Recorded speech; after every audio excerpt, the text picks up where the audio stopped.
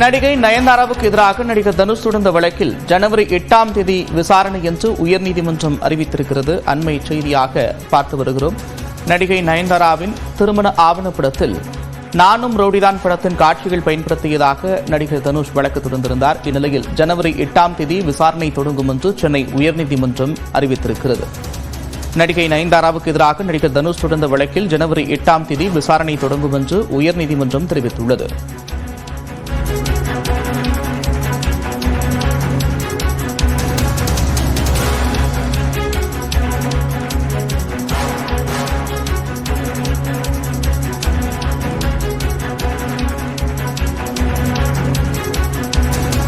கூடுதல் விவரங்களோடு செய்தியாளர் மதன் இணைக்கிறார். மதன், விவரங்கள்.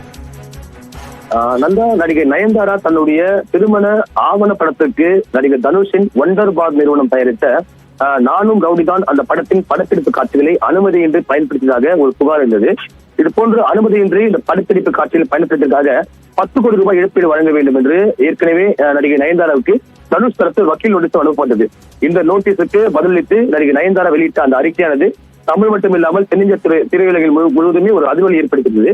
இந்த நிலையில்தான் நடிகை நயன்தாராவுக்கு எதிராக வழக்கு தொடர அனுமதி கேட்டு நடிகர் தனுஷுடைய அந்த ஒண்டர் பார் தரப்பில் சென்னை உயர்நீதிமன்றம் ஒரு மனுவும் தாக்கல் செய்யப்பட்டது.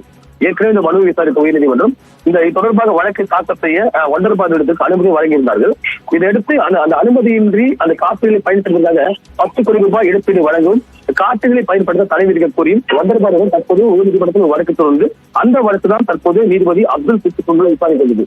அப்ப இந்த வழக்கை விசாரித்த நீதிபதி வழக்கு தொடர்பாக உரிய பதிலளிக்க வேண்டும் என்று தற்போது நடிகை நயன்தாரா, விக்னேஷ் சிவன் மற்றும் நெட்ஃபிளிக்ஸ் உத்தரவிட்டார்.